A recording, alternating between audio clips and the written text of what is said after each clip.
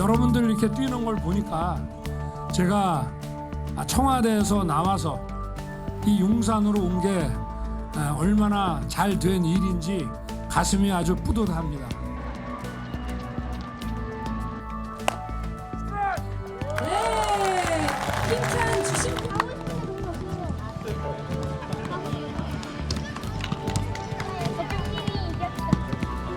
우리나라의 미래가 여러분에게 있고 또 우리나라의 미래가 축구장에서 시작된다고 저는 생각합니다.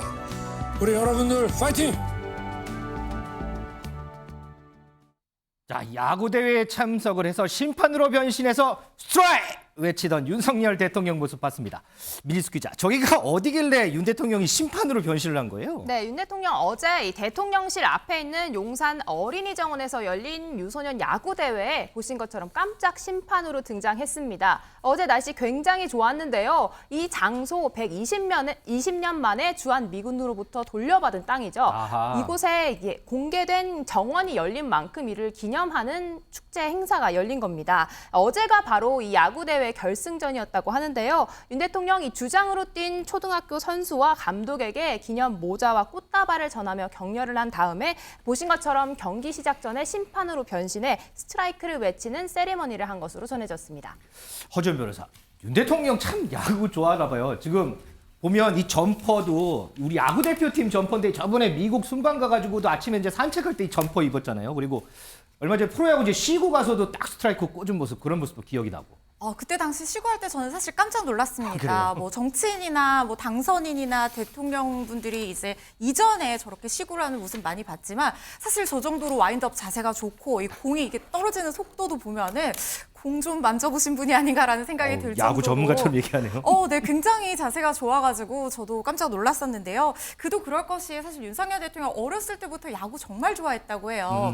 글러브가 이제 가죽인데 딱딱하니까 네. 학창 시절에 이 엉덩이에 깔고 앉아서 이걸 부드럽게 만들다가 선생님한테 혼난 일화도 있을 정도로 어렸을 때부터 야구를 좋아했다고 하고 야구 명문도 충암고 출신이잖아요. 네네. 그래서 후보 시절에도 충암고 찾아서 유니폼 입고 사진 찍은 적도 있고요. 서울 법대 시절에는 야구부 선수로 활동도 했었다고 하니까 야구 잘하는 것이 뭐 이상한 일은 아닐 것도 같습니다. 처음에 미국 가서 바이든 대통령한테 야구 물품 이렇게 또 선물 받기도 했잖아요. 사실 바이든 대통령도 이 야구 필라델피아 필리스 구단의 오랜 팬이에요. 그래서 두 사람이 야구로 통했다 이렇게 봐도 과언이 아닐 정도로 선물 네. 뭐 여러 가지 받았었습니다. 메이저리그 워싱턴 내셔널스의 홈구장인 이 내셔널파크가 그려진 야구 공도 받았었죠. 네. 그리고 미국 대통령 인장이 새겨진 이 금색 가죽 야구공이 든 유리 상자도 받았고요. 또 말씀드린 필라델피아 필리스 로고가 박힌 이 대형 상자에 이 현직 선수가 사용하던 배트와 글로브 또 야구공으로 구성된 이 빈티지 야구 수집품을 또 선물로 주기도 해서 굉장히 화제가 됐었습니다. 이종훈 시장님, 네. 윤 대통령이 이렇게 야구장 가서 심판도 직접 보고 어린이들 만나서 함께 웃는 모습, 이런 모습을 우리가 정치에 좀 대입을 해서 네. 여야 만나서도 이렇게 좀 밝게 웃고 이런 모습을 좀 봤으면 좋겠어요. 네, 국민들도 아마 그걸 기대하고 있을 겁니다. 그런데 저는 점점 더 무르익어 가고 있지 않나 싶어요. 두 가지 이유입니다. 하나는 역대 대통령들이 그 여야 그 정치인들을 초대해서 환하게 웃는 모습으로 사진 찍는 그런 케이스가 주로 자랑하고 싶을 때.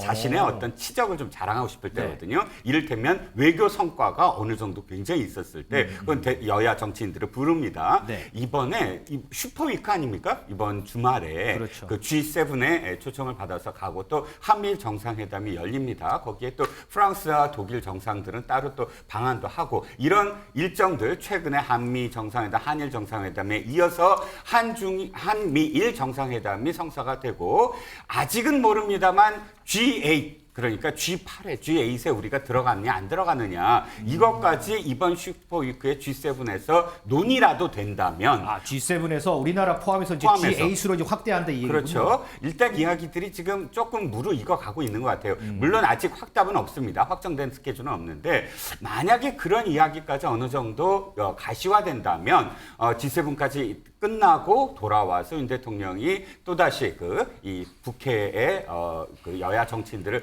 초청해야 된다. 이런 어떤 의견들이 좀 오를 테고요. 또 한 가지는 원내대표 회담과 관련해서 지금 이재명 당대표가 나 없이 해도 됩니다라고 일단 이야기한 게 진심이라면 네네. 그리고 또 한 가지 또 이제 그 김진표 국회의장이 이번에 원내대표 회담을 또 이 성사시키는 것을 한번 또 그러니까 거두지 않았습니까? 거기에 대해서 대통령실도 긍정적으로 반응한 것을 보면 꼭 이재명 당대표와의 영수회담이 아니라면 여야 정치인들을 또 초청해서 국회에서나 혹은 또 대통령실의 또 영빈관, 청와대 영빈관에서 한번 그런 모습이 연출되지 않을까? 이번 슈퍼위크가 지나면 하는 생각도 해봅니다. 근데 그러려면 또 민주당 박강원 원내대표의 또 양보가 또 있어야 되잖아요. 근데 김진표 국회의장의 표현이 어쨌든 그 이전에 한번 이 박강원 대표가 당대표가 먼저 해야 됩니다. 그렇죠. 한 이후에 김진표 국회의장이 그것을 성사시킨다라는 말이 있는 상황이라면 의장의 어떤 의지가 여야의 어떤 분위기를 한번 또 무리있게 만들 수도 있다고 생각을 해요. 그렇군요.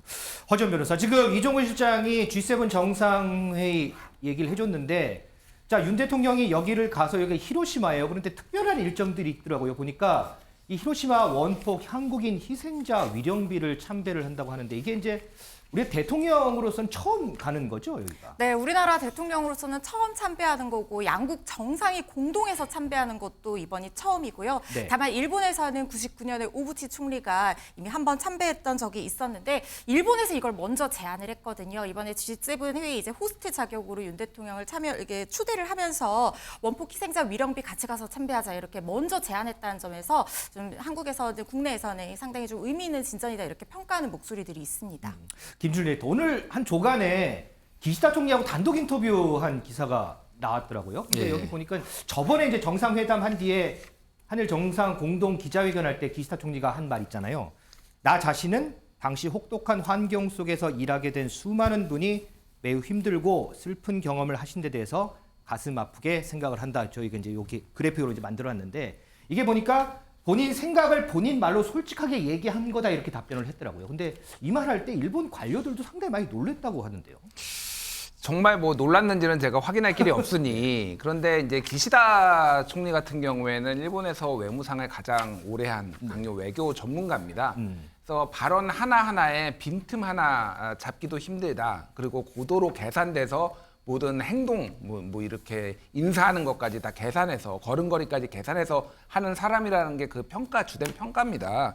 그래서 이거를 우발적으로 나왔을 가능성은 저희 거의 제로라고 봅니다. 이거는 기시다 총리가 굉장히 계산해서 일본 국내 정치와 한국을 방문한 이 한국인에게 뭔가 선물을 주기 위해서 그래서 개인 자격으로 가슴 아프게 생각한다는 감정을 드러낸 것이고 이거를 이제 사과의 의미로 절대 아니다라고 선을 그었고 한국인 강제징용자라고 지칭한 것도 그거에 대해서 답변을 하지 않았거든요. 네. 그러니까 이거는 그냥 뭐 절충안이었죠. 모두를 만족시키기 위해서. 그래서 뭐 일본 관료들이 놀랐을 수는 있지만은 어쨌든 이게 우발적이거나 돌발적인 거나 아닌 거는 확실하다. 그리고 어쨌든 노력은 했다. 근데 우리는 만족스럽지 못했다. 뭐 이 정도로 평가를 할 수 있을 것 같아요.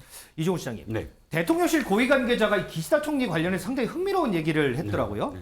요 아까 좀 전에 있던 좀 보여주실래요? 자, 지난해 9월에 만난 기시다 총리와 지난 3월 일본에서 만난 기시다 총리 그리고 이번에 5월 한국에서 만난 기시다 총리는 다른 사람이라는 생각이 들 정도다 이런 얘기를 했는데 네. 이거 어떻게 좀 해석을 좀 해주세요 이거. 자, 일단 저는 9월, 3월, 5월에서 3월이 좀 의아스러웠어요. 어떤 그래요? 상황이냐면 네. 9월엔 사실상 이제 한일 정상들이 서로 바뀌면서 처음으로 만난 자리고 아무런 어떤 서로 간의 카드를 내밀지 않았어요. 네. 그렇기 때문에 서로 사실 굉장히 많은 숙제들이 남겨진 어떤 부분이기 때문에 우리가 봤을 때 기시다 총리는 굉장히 거리가 먼 그런 느낌이었을 테고. 당시에. 근데 이제 핵심은 3월이거든요. 3월은 분명히 우리 쪽에서 제안을 하고 한일 정상 일본으로 간 겁니다. 근데 그런 제안을 했음에도 불구하고 기시다 총리가 아직도 경계를 풀지 않았다. 완벽하게 풀지 않았다는 겁니다. 그래서 일본에서 만난 기시다 역시 9월보다 3월이랑 큰 차이가 없었다. 이런 느낌이었을 텐데 문제는 5월에 만난 기시다가 바뀌었다. 그 말을 하고 싶었던 거예요. 5월에 만난 그러니까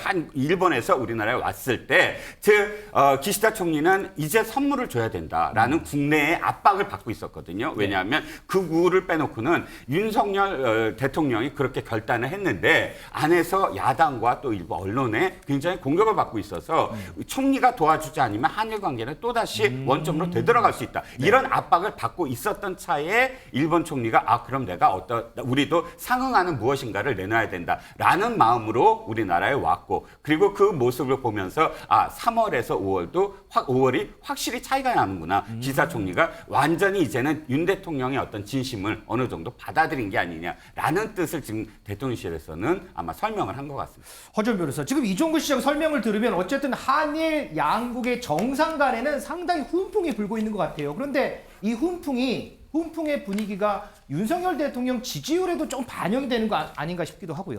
네, 지지율이 지금 3주 연속 상승했다는 이 리얼미터 조사 결과가 있었는데요. 지금 바로 저기 나오는 화면에 보실 텐데 지금 3주 연속 계속 상승해서 긍정 지지도가 지금 36.8% 기록을 했거든요. 네. 그러니까 30%대도 미치지 못한다 이런 얘기도 나온 적이 있었는데 지금은 계속해서 지금 36.8%까지 이렇게 올라왔으니까 지지율이 굉장히 지금은 호재를 만났다 이렇게 볼 수 있을 것 같습니다. 사실 그동안 어떤 외교 무대에서 연이은이 괜찮은 모습을 좀 보여줘서 네. 이미지가 상당히 굉장히 좋아졌던 것도 반영이 된 것 같고요. 그리고 또 지금 국민의힘 윤리위에서 징계 절차를 이제 이행을 함으로써 이 부분에 대해서 당내 지도부에 대한 어떤 불신 이런 것들 논란이 해소가 됐지 않습니까? 이런 것들도 영향을 미친 것 같고 또 G7에 참석하는 것도 앞으로 또 호재로 작용할 가능성도 있기 때문에 네. 앞으로 지지율이 40%대를 넘을 수 있을지도 좀 주목되는 부분입니다.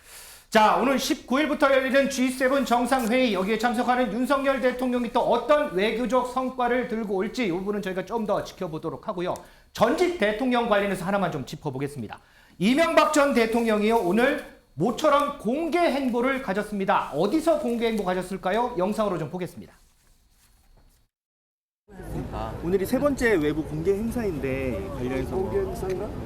뭐 공개 행사라고 무슨 특별히 무슨 계획을 한 것도 아니고. 일각에선 총선 앞두시고 공개 행보 시작하시려는 정찰을 제기한 거라는 해석이 많이 오네요. 나는 총선에도 나는 관심이 없고 나는 이제 나라가 잘 됐으면 좋겠다. 국가 원로시잖아요. 최근 전국에 대해서 그냥 한 말씀 좀 해주신다. 어떻게 보면 어려울 때니까 너무 좀 모아줘야죠.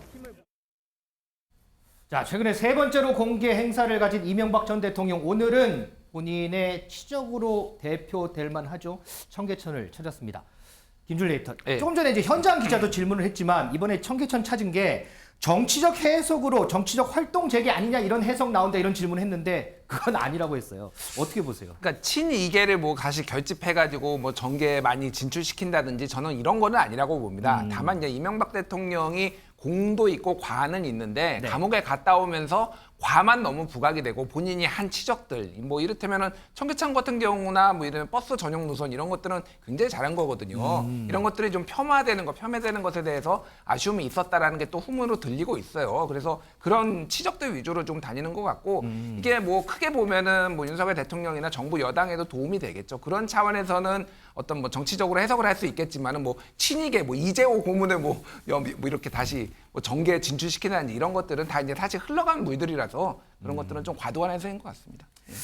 자, 뭐 어디 보도에는 또 오늘 청계천을 찾은 이명박 대통령이 입은 점퍼 이게 또 얼마짜리다 뭐 이런 보도도 나오는데, 자, 어쨌든 뭐 총선 이제 1년도 채 남지 않았습니다. 오늘 이명박 대통령은 딱 선을 그었지만 그래도 보면 정치인들 행보들이 요즘에 여기저기 많이 보이는 것 같은데 과연 이걸 의식하는 걸까요? 한번 저희도 좀 지켜보도록 하겠습니다.